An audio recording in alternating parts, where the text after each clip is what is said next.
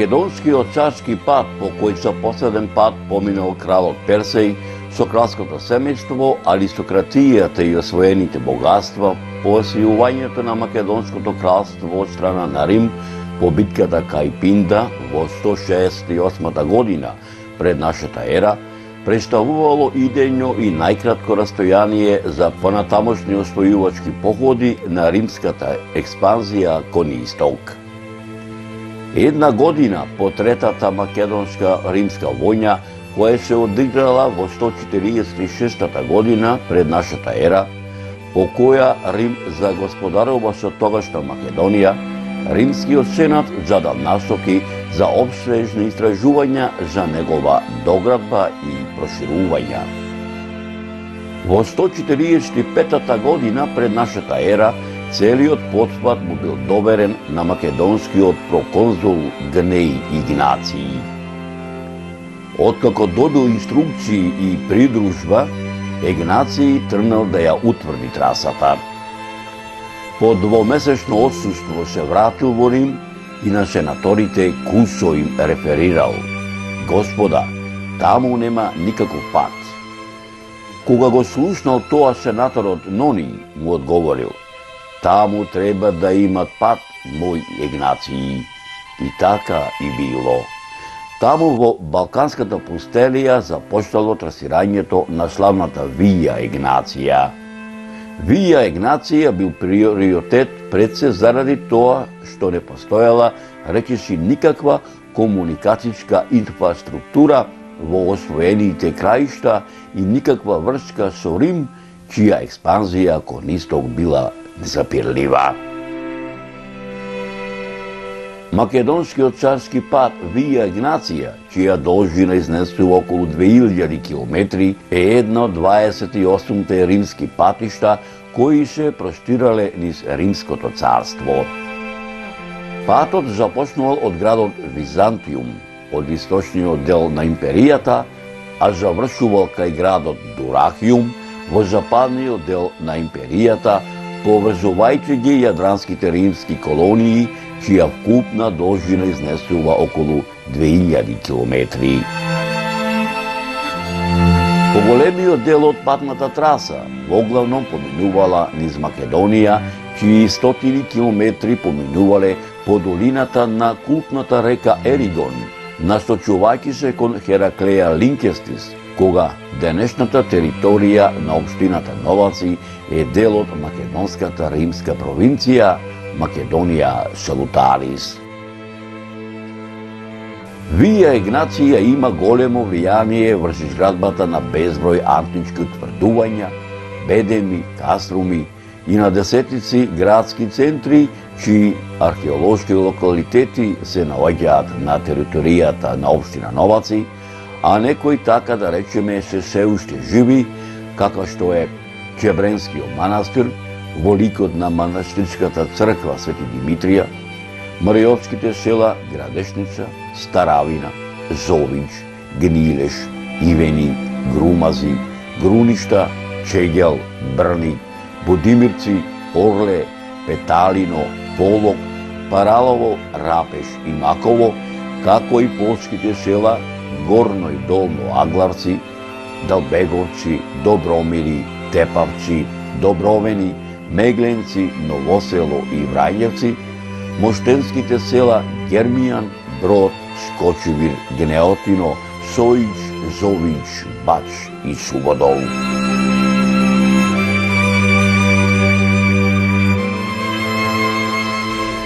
Почитувани мои, 30 години ја крстарам Република Македонија. 30 години патувам низ македонските заборавени села. За овој временски период имам поминато 1675 села од преостанатите 1984. Моето патешествие го продолжувам во општината Новаци, каде што таму мештаните ќе ми ги дораскажат приказните од оние приказни кои што им ги прераскажале нивните дедовци и баби, а сето тоа ќе ви го преточам во новиот документарен серијал со работен наслов Општина Новаци, историографски записи.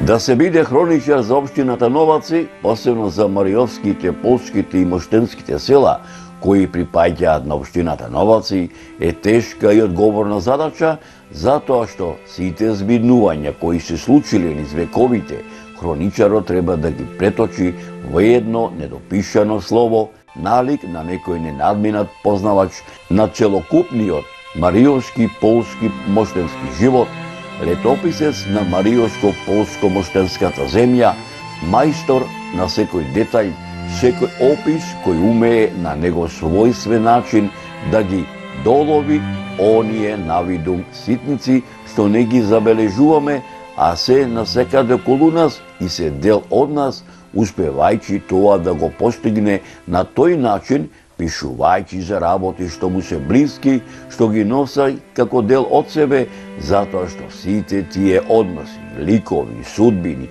повторно и интензивно и емотивно ги доживува, затоа што таквиот однос кон ликовите и настаните што ги опишува тој летописец, успева да му ги доближи до читателот, до гледачот, а читателот или гледачот на неговите летописи не е пасивен наблюдувач, туку активен учесник во тие настани.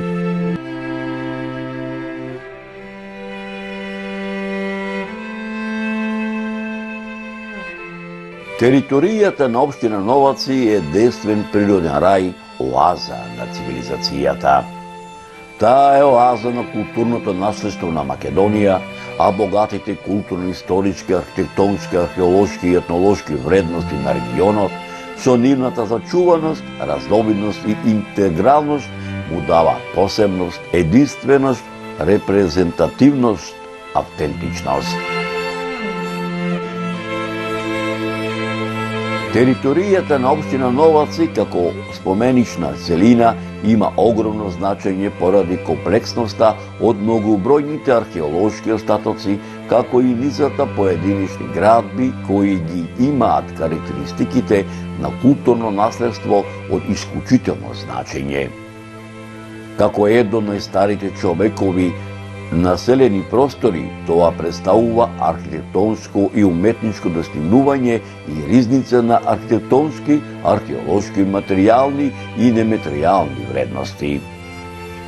Ова област, формирана во карактеристични природно-географски, историски, етносоцијални и естетски услови на живење и стопанисување, се издигала и развивала во една карактеристична хармонија.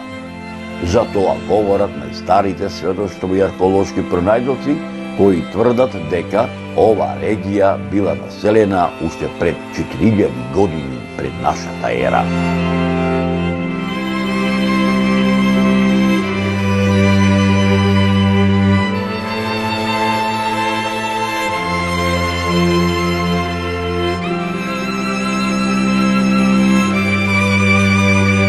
Минатото и сегашноста на ова регија е премногу за да може да се види со еден поглед, со еден опфат на окото во еден миг.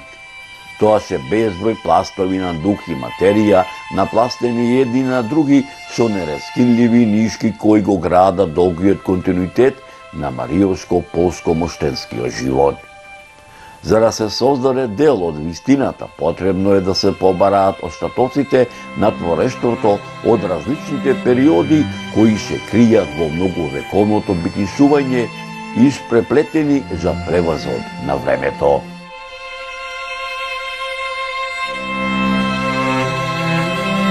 Кога ќе дојдете во општината Новаци и кога ќе прошетате во мариовските, мајровските и моштенските села, таму ќе откриете многу историски податоци, многу археолошки локалитети, бедеми и тврдини.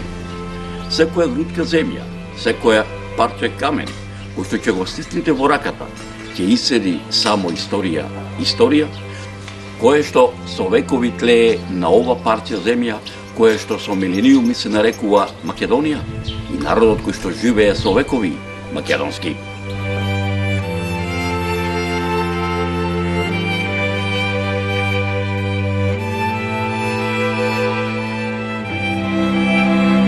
Мариовско-полско-моштенскава регија како дел од Македонија, македонската култура и македонскиот дух е преполна со остатоци од милионуската одисеја на жителите на овај крај, од нивното прво биолошко и творечко културно појавување, па се до денес.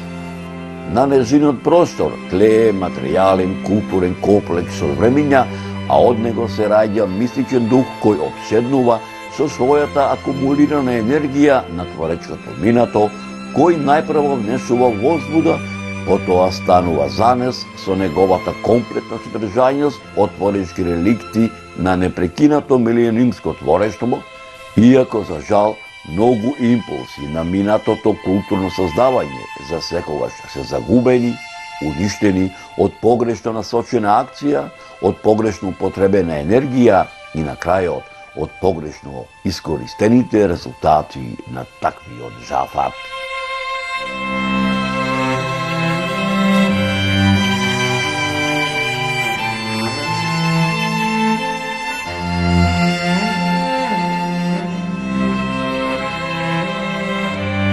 Почитувани мои, овој документарен серијал по продолжение од 12 епизоди го поделивме во 3 пооддели.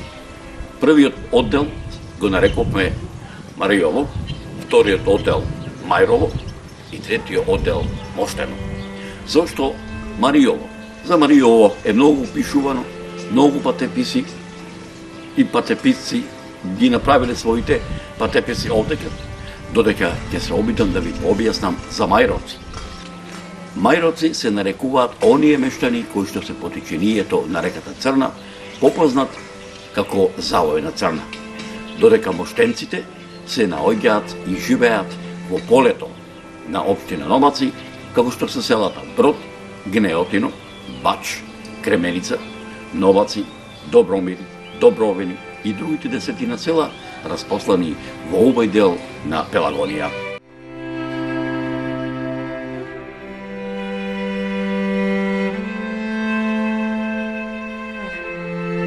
Многу вековниот живот зрачени за оваа регија, создавана од бригите, пелагонците, пајонците, линкестилите, енгелијаните, десаретите, орестите, еордаите, елимите, ботијанците, елимеите, ботијанците, перијанците, алпомите, мигдонците, крестонците, бисалтите, еордејците, едониситите, сите познати во Хомеровата Илијада, сите сродни по јазик македонски и култура македонска како дел од културниот простор на древна Македонија, на македонската кралска династија на Аргиадите, на дополнета за време на Римската империја, на византискиот император Јустинијан I, во неговата 11-та и 131-та царска новела, издадени во 535 година, при основањето на архиепископијата Јустинијана Прима, чии Јустинијанови новели важат и за Охридската архиепископија.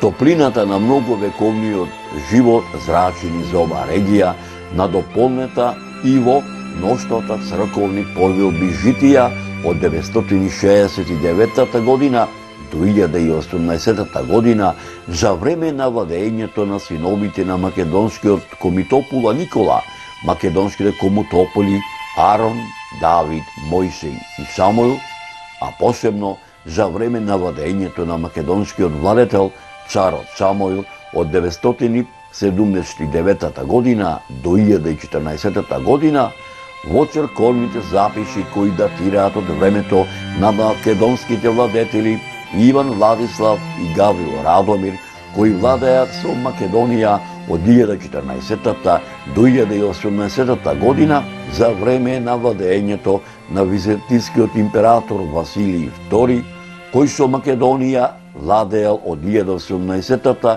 до 1025 година, во црковната грамота на царот Константин Асен Тих од 1257 година, во грамотата на византиските императори Михаил IX Палеолог и Андроник II Палеолог од 1299 година, во црковните повелби од 1283 година, напишани во Христовулот на кралот Милутин од 1300 година, посветен на Чебренскиот манастир Свети Димитрија, во Христовулот на кралот Стефан Душан од 1335 година и исто така посветен на Чебренскиот манастир, во црковните записи од Стефан Урош Душан IV Немањич од 1346 година до 1355 година, во црковните повелби на кралот Стефан Урош V Немањич Несилниот од 1356 година, во црковните повелби напишани од македонскиот властелин кралот Димитрија Волкашин од 1365 до 1371 година и кај црковните записи на македонскиот владетел кралот Марко од 1371 година до 1395 година, во ферманите на султанот Мурат и султан Сулејман Величествениот.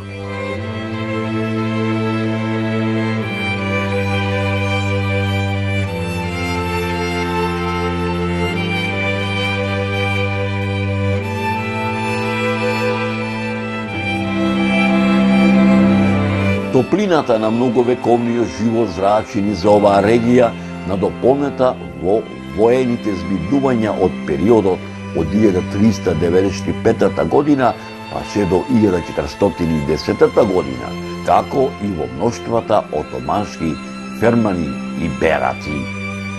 Како прв сигурен извор за присуството на османлиите во оваа регија се зема еден надпис на старомакедонски црковно-книжевен јазик во црквата Свети Никола во селото Градешница од 1410 година. Преводот на овој запис гласи: 1410 година, 11 јуни, Сулеман Паша подари царски ферман од султан Челеби, синот на султан Бајазик I, со дозвола богојазниот свештеник Станоја да изгради црква во Градешница 6916 година според Хиџра.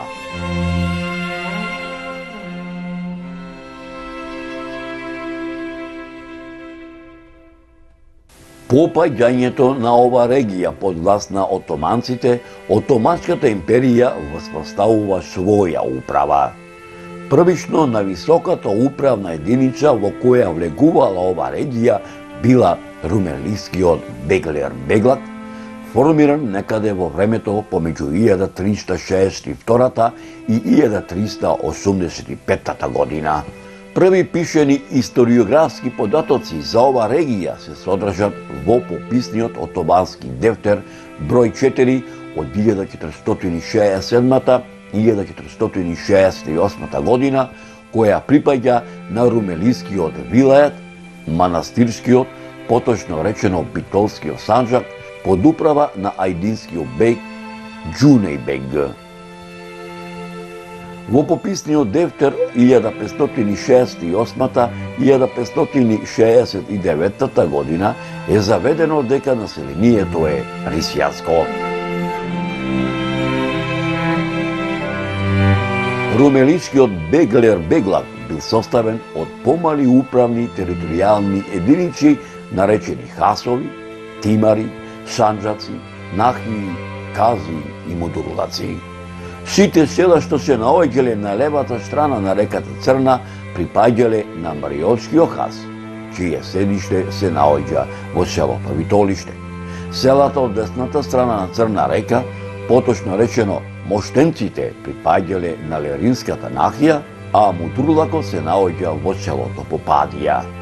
Додека полските села припаѓале на Битолската нахија, чиј Мудурлук се наоѓал во Горно Агларци, а за потребите на Мариотскиот хас во селото Старавина била изградена касарна наречена Кашла, каде што била сместена редовната отоманска војска.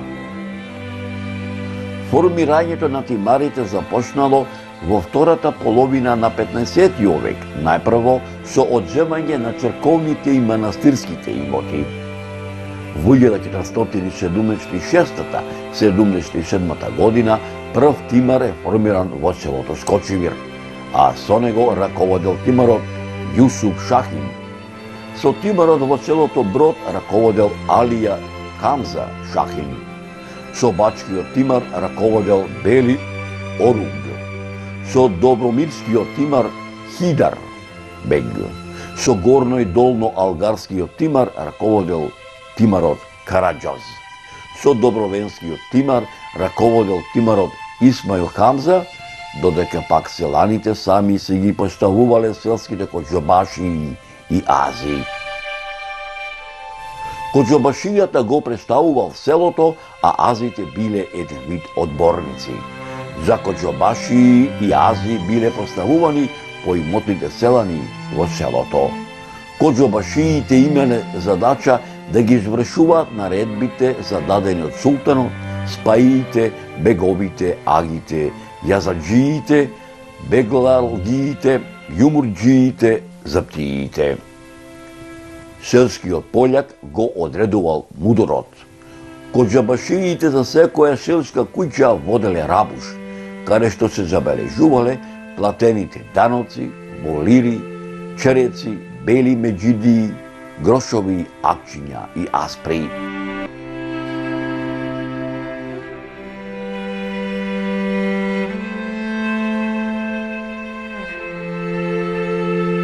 Топлината на многовековниот живот кој зрачи низ оваа регија се огледа и во тоа што оваа регија никогаш во вистинска смисла на зборот не станала спахиска, беглер-беговска, чифлик-сајбиска земја во решителноста, сплотеноста, единственоста на жителите за да се борат против секој смалија кој ќе се појавил во оваа регија во изминатите векови.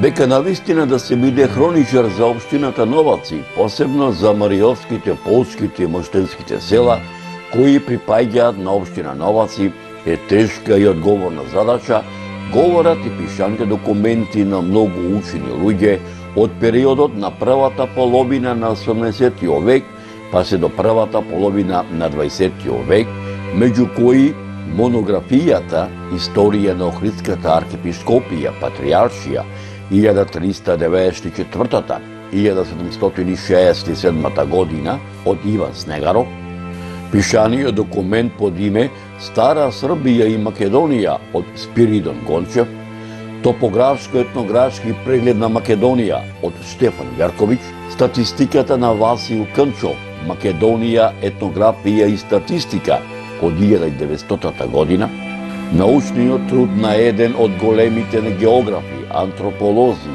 не само во македонски, балкански, туку и светски размери, селските населби во Битолско и Прилепската котлина, доктор Јован Трифуновски, каде што во еден дел е запишено дека првата деценија на 17 век е период на обновување на испразнетите мариовско-полско-моштенски села, испразнети од првото христијанско востание против отоманската власт на Балканот, втората Мариорска буна, која се случила во 1688-89 година.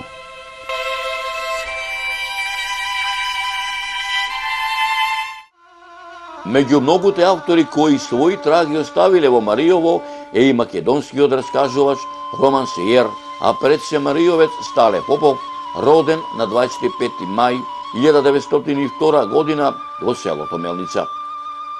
Своите сведоштва за тешкиот живот на неговите соселани, кои живееле робски живот под турските аги бегови, како обесправена раја, започна мощно рано да ги забележува на хартија во 1927 година.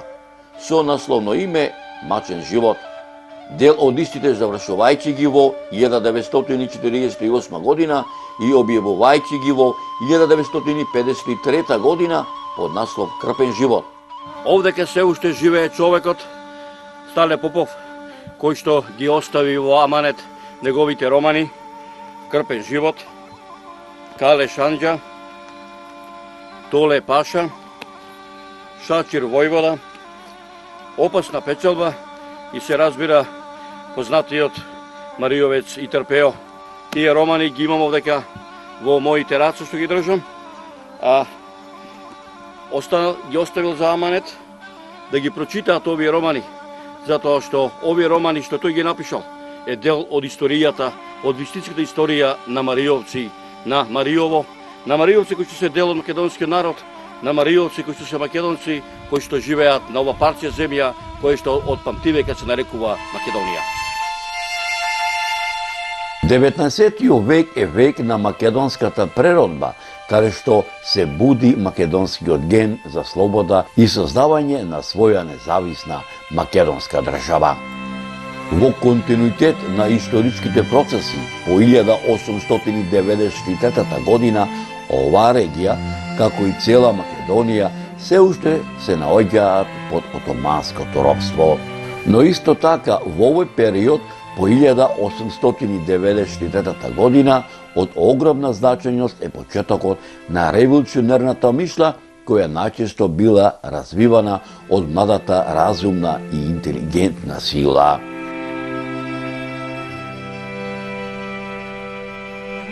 Мариовско-полско-боштенската регија е една од првите регии во Македонија во која народот започнал борба за народни училишта и собствена црква, имајќи ги во предвид другите национални пропаганди кои действувале овде преку грчкото, српското и бугарското влијание. По формирањето на Македонската револуционерна организација во оваа регија се создава и првото револуционерно јадро, кое е дел од Битолскиот револуционерен округ. Во оваа регија, во овој период, првично действувале македонски полуајдучки дружини, чиј што малуброен кадар подоцна ќе се вклучи во четите на Македонската револуционерна организација, како во предилинденскиот и илинденскиот период, така и по илинденскиот период.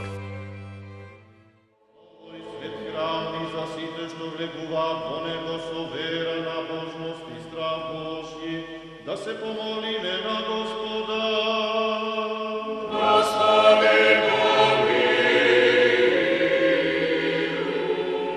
Се наоѓаме пред гробот на војводата дедо Колјо Добровенски, Мариовско-Лерински војвода, роден во селото Добровени, а погребан тука во селото Брод. За време на турското владење имал своја чета и соработувал со четите на Марко Лерински, потоа на Трајко Кралот од село Брник, соработувал исто така со Шакир војвода, со Толе Паша. Бил предаден од страна на фамилијата Домазетовци од Скочевир и најден од турската потера и убиен над селото Петалино. Неговата глава била одсечена и потоа била носена од страна на турски аскер на конј. Главата била носена во селата Гермијан, Бач, па дури и до Бидола, значи кај валијата му била покажана. Потоа, откако валијата видел дека навистина се работи за тој војвода, ја вратил главата и понатаму главата му била дадена на фамилијата во Добровени. Бидејќи постоела султанска заповед од 1903 година, дека во секое село во кое што ќе се најди комита да биде запалено селото, поради тоа фамилијата, од страв да не се случи палење на селото Добровени, фамилијата одлучила да се донеси телото на дедо Колјо Добровенски и да се закопа во селото Брод. Така да тој е погребан тука и тука е неговото вечно почивалиште.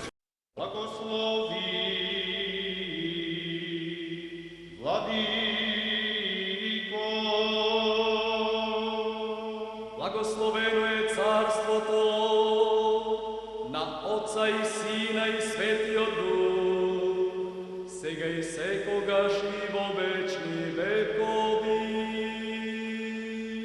Амин. О мир да се помолиме на Господа. Господи помилуј.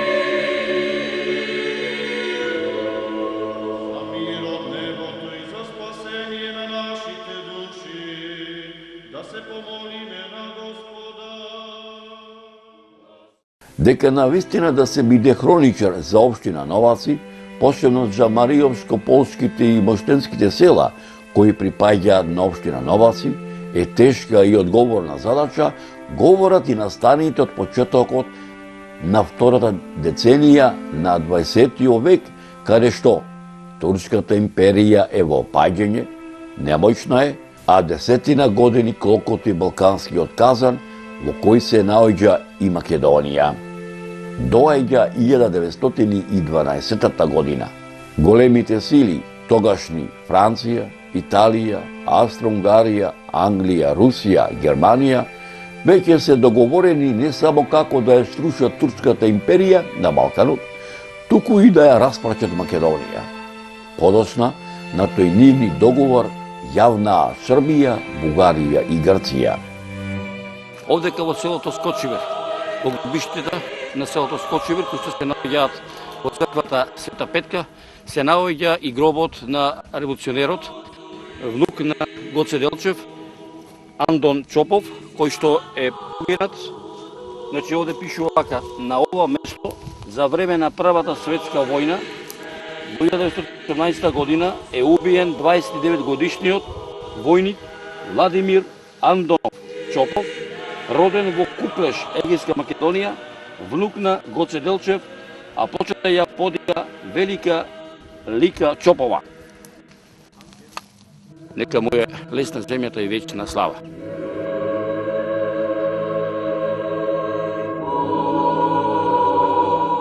По влегувањето на српската војска во ова регија, сите оние македонци кои не ја подржувале српската окупација биле прогласувани за бугарофили и биле непожелни за српската власт.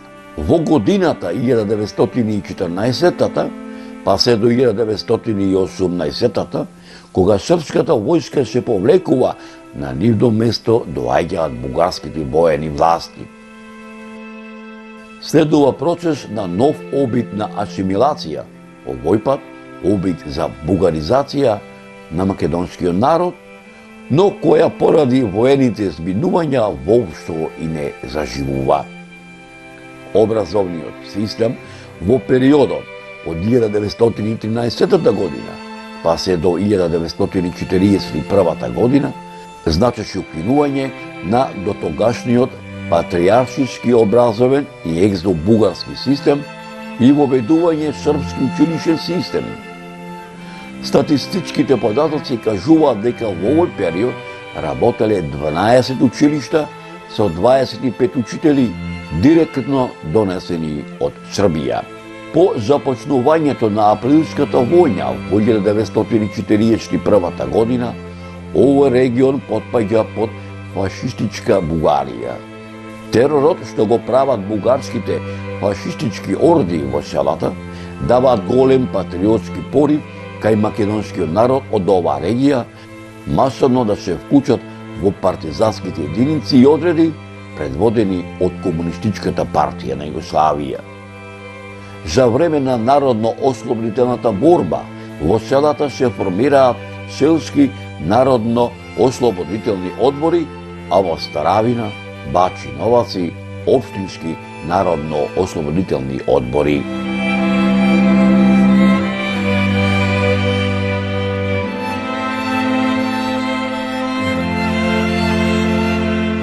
Многовековното отоманско живење, тешките услови за живење, оскудното плодно земјиште ги принудиле мештаните од оваа регија подобра живеачка да побараат, заменувајќи на печелба најпрво во Софија, Белград, Солун, Стамбул, а подосна и целиот свет. Најголем дел од миграциите од селата до оваа регија се случиле по Првата светска војна, кога најголем дел од иселениците биле економски мигранти.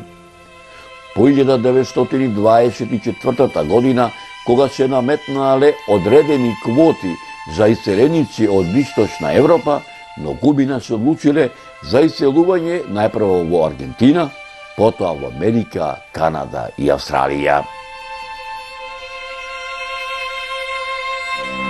Почитувани мои, сето ова што претходно го напоменав ме наведе сето ова да го преточам во еден нов документарен серијал за општината Новаци со работен наслов Општина Новаци историографски записи, се со цел да ви пренесам дел од непорекливата драгоцена слика низ времето за овој регион, надополнета со веродостојни сведоштва и исторички аргументи за оваа регија, со надеж дека меѓу помладите по раѓање или по потекло, особено меѓу оние поупатените во областите на историјата и антропогеографијата, ќе се изнајдат и љубопитници и ентузијасти кои за голем број прашања изнесени, делумно фатени или недопрени овде, ќе вложат љубов и труд и знаење за да ги доистражат и изнесат на виделина, спасувајќи ги од неправедната прав на заборавот